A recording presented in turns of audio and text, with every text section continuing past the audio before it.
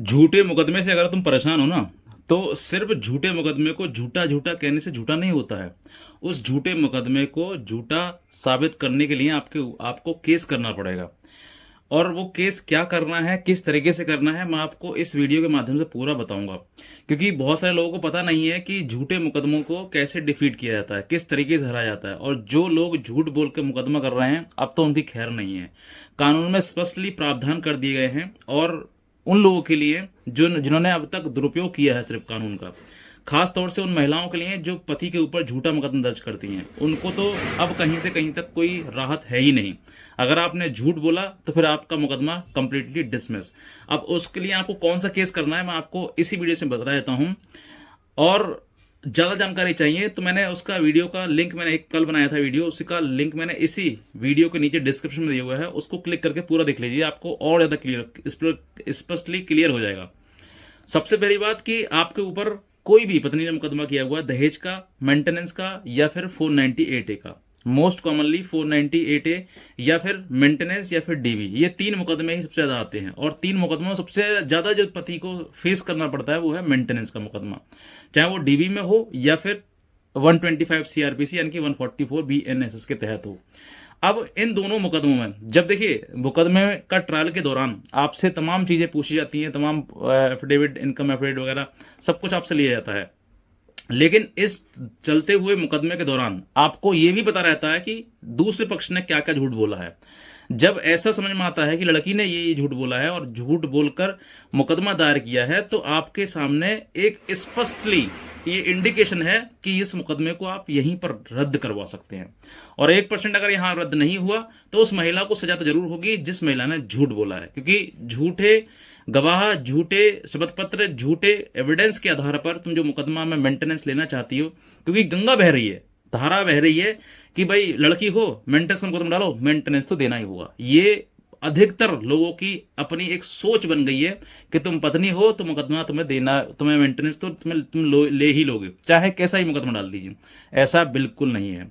इस बात को झूठ करना, इस बात को सत्य साबित करना, ये आपका भी काम है। हर व्यक्ति का मुकदमा अलग है, हर व्यक्ति के मुकदमे में फैक्ट्स और सर्कमस्टांसेस अलग हैं, हर व्यक्ति के सामने जो झूठ आता है वो सब कुछ अलग है, तो केस भी सबका अलग है। अब इन सभी केसेस में आपको एक ही केस डालना है, जिसके बाद हर महिला जो झूठी है, सभी की बात नहीं कर रहा हूं, हर महिला जो झूठी है वो महिला कदम पीछे करेगी और कोर्ट से भागना शुरू कर देगी। वो प्रेजेंट होना खत्म कर देगी, कोर्ट में आना बंद कर देगी, क्योंकि उसका झूठ पकड़ा जा रहा है। और जब झूठ पकड़ा जाता है तो फिर इंसान जो है अंदर आत्मा से ही वो अपने आप को एक शर्मसार और बेइज्जत महसूस करता है। ये हर व्यक्ति की बात है। उसके अंदर घबराहट होनी शुरू हो जाएगी कि मेरा झूठ है पकड़ ना जाए, क्योंकि झूठ पकड़ते ही इंसान आधा हो जाता है।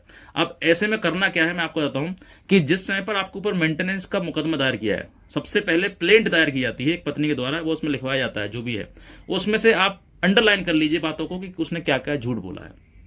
उस झूठ को आप एक कागज पर लिख लीजिए और उसी के आधार पर एक मुकदमा सेक्शन 340 सीआरपीसी के तहत बना लीजिए। और अब जो है नया बन गया बीएनएस के तहत, आप उसको तैयार कर लीजिए। और तैयार करने के बाद जैसे ही मुकदमा आपका फाइल चल रहा है, कंप्लीट होने वाला है, या फिर उसने गवाहान बयान कर दिए हैं, उसको तुरंत फाइल कर दीजिए। और उस मुकदमे को फाइल करने के बाद उसमें जो आपका प्रेजेंट मेंटेनेंस का केस चल रहा है वो आपका स्टे हो जाएगा, बंद हो जाएगा, रुक जाएगा। और आपके एप्लीकेशन, आपका आपने जो मुकदमा डाला, सेपरेट मुकदमा डालना है, एप्लीकेशन मत दायर करना। एप्लीकेशन दायर करोगे आपके तो फटाफट एक ही डेट पर डिसाइड कर दी जाएगी और सेट असाइड कर दी जाएगी उसको।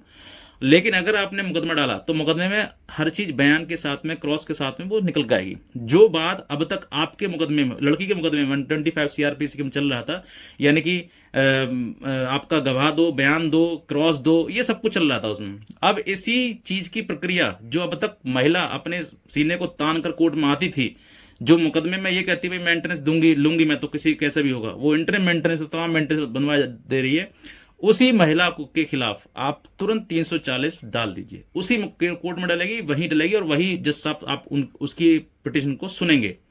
तो जो अब तक होते आ रहा था आपके साथ में, वो अब उसके साथ में होना शुरू हो जाएगा। और जैसे ये प्रक्रिया स्टार्ट होगी वैसे ही खलबली मच जाएगी और वो महिला पीछे कदम हटा लेगी, क्योंकि उसको जैसे वो कंप्लीट जो 340 की जो आपने मुकदमा डाला है उसकी कॉपी वो रिसीव करेगी, तो पढ़ेगी, जब पढ़ेगी तो वो समझ जाएगी हाँ ये कंप्लीटली झूठ है। और झूठ अपने आप ही दम तोड़ देता है, उसके पैर कपकपाने लगेंगे कोर्ट में आने से पहले कि मेरे से आज ये सवाल ना पूछ लिया जाए, आज मेरे से क्रॉस में ये बातचीत ना करी जाए, क्योंकि जो उसने ऑन डॉक्यूमेंट्री कहा है उसको वो डिनाई नहीं कर सकती। अगर उसने ये कहा है कि मैं पढ़ी लिखी नहीं हूं और वो बाद में फिर में ये करी कि मैं पढ़ी लिखी हूं, तो वो मना नहीं कर सकती कि मैंने ऐसा नहीं लिखा है, उसको एडमिट करना ही पड़ेगा। और जैसे वो एडमिट करेगी वैसे ही उसका फॉल्स एलिगेशन जो लगा हुआ है वो कंप्लीटली सामने आ जाएगा कि हाँ इसने ये झूठ बोला है। जब झूठ बोला है तो कोर्ट में किसी के लिए कोई भी सिंपैथी नहीं है ऐसी लोगों के लिए जो झूठ बोलकर कोर्ट का समय खराब कर रहे हैं और कोर्ट का टाइम बर्बाद करते करते दूसरे को व्यक्ति को परेशान कर रहे हैं, ब्लैकमेल कर रहे हैं, उससे मनी एक्सटॉर्ट कर रहे हैं। तो ये चीजें नहीं चलेंगी। तो ऐसे समय में आपको 340 की एप्लीकेशन के साथ साथ मुकदमा दायर करना चाहिए। अगर आप नहीं करते हैं तो आप जो है बाद में पछताते रह जाएंगे कि हाय हमने ये पहले क्यों नहीं किया, हमें क्यों नहीं पता था। आज ये वीडियो उन लोगों तक शेयर कर दीजिए जिनको अब तक नहीं पता है। और इस पर एक जजमेंट भी है ऑनरेबल हाई कोर्ट का कि अगर आपके सामने ऑनरेबल कोर्ट के सामने मतलब फैमिली कोर्ट के सामने अगर 340 का पिटीशन आता है तो पहले 340 का सुना जाएगा, उसके बाद 125 CRPC का सुना जाएगा। यानी कि महिला ने जो झूठ बोला है उसका झूठ उजागर हो रहा है तो पहले उस उजागर झूठ पर वाकई सुना जाएगा उसको व्यक्ति को, और सुनने के बाद फिर फैसला लिया जाएगा कि इस महिला को मेंटेनेंस देना है या फिर नहीं। क्योंकि झूठ बोलकर मुकदमा बहुत सारे दर्ज करवाए जा रहे हैं। कोर्ट प्रशासन शासन सब लोग परेशान है कि इतना हाय क्या हो गया जो इतनी एकदम बाढ़ से आ गई मुकदमों की। हर व्यक्ति ये टिप्पणी करता है कि यार इतने तो कहीं होता नहीं था जो आजकल हो रहा है।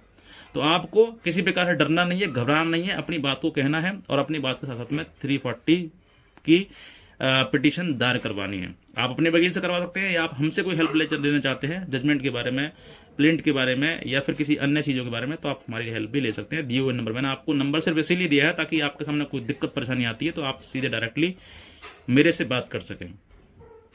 समझ गए बात को? आपको डरना नहीं है, घबराना नहीं है, अपनी जंग लड़ना है और सच्चाई के साथ लड़ना है। झूठ को मुंह तोड़ जवाब देना है, ये आपकी जिम्मेदारी। इतना कहना चाहूंगा।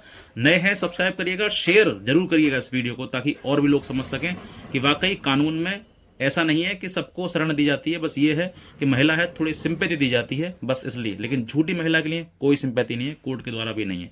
ये स्पष्टली ऑनरेबल सुप्रीम कोर्ट के जजमेंट में कह दिया गया है। ये कहना चाहूंगा। आज का वीडियो देखने के लिए आप बहुत धन्यवाद।